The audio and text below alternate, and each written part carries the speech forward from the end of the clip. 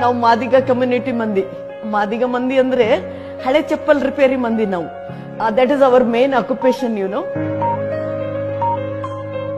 ಅಲ್ಲಿ ರಿಪೇರಿ, ಇಲ್ಲಿ ಮನುಷ್ಯನ್ repair. May be ಅಲ್ಲಿ ಸೂಚರಿಂಗ್ ಮಾಡ್ತಾರೆ ರೋಡ್ ಮೇಲೆ, ಇಲ್ಲಿ ಒಳಗಡೆ ಥಿಯೇಟರ್ ಒಳಗೆ ರಿಪೇರಿ ಮಾಡ್ಬೇಕು. ಮತ್ತೆ ಇದು ದೇವ್ರು ಮಾಡಿದ ಬಾಡಿ ಒಳಗೆ ನೀನ್ ಕೈ ಹಾಕಿ ಸರ್ಜರಿ ಮಾಡಿ ರಿಪೇರಿ ಮಾಡೋದು ಇಟ್ಸ್ ಅ ಗ್ರೇಟ್ ಜಾಬ್ ಅನಿಸ್ತು ನಂಗೆ.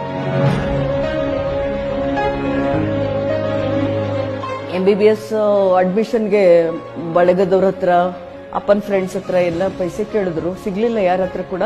ಅಮ್ಮ ಅವ್ರ ಮಂಗಳಸೂತ್ರನೇ ಕೊಟ್ಟು ಬಿಟ್ರು ನನ್ನ ಅಡ್ಮಿಷನ್ಗೆ.